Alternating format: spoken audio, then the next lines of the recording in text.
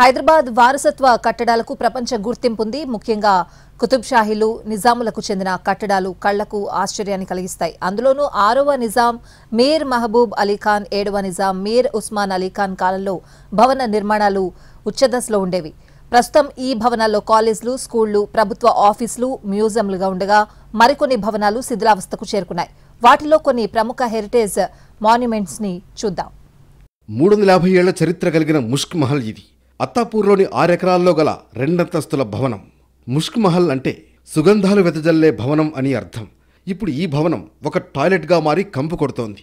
దీన్ని పట్టించుకునే నాదులే లేక దెయ్యాల కొంపలాగా మారిపోయింది.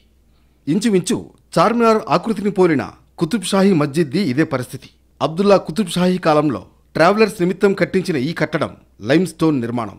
ప్రస్తుతం ఇది చెత్తా చెదారాలతో డంప్ యార్డ్లా మారింది. ఈ లిస్టులో తర్వాత ఉన్న కట్టడం జిన్ మస్జిద్. ప్రపంచంలో అత్యంత పెద్ద మస్జిద్ మక్కా మసీద్.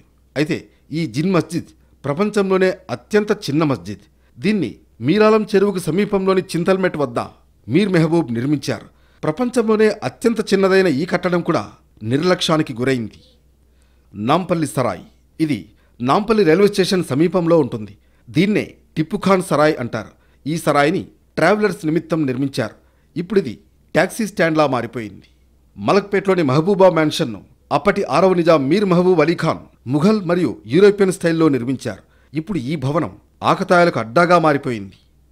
ఈ లిస్టులోనే షాగంజ్లోని ఇక్బాల్ ఉద్దౌలా దేవిడి, గోల్కొండ ఖజానా బిల్డింగ్, శంషాబాద్లోని నిజాం గెస్ట్ హౌస్, దుర్గం చెరువులోని కుతుబ్ షాహీ మస్జిద్లు ఉన్నాయి. హైదరాబాద్ వైభవాన్ని చాటి చెప్పే ఈ అద్భుత హెరిటేజ్ కట్టడాలను ప్రభుత్వాలు పట్టించుకోకపోతే అవి పూర్తిగా శిథిలమై హాంటెడ్ హౌస్లా మారి క్రిమినల్ యాక్టివిటీస్ జరిగే ప్రమాదం ఉంది. మరికొన్ని కట్టడాలు కబ్జాకోరల్లో చిక్కుకొని ఉన్నాయి.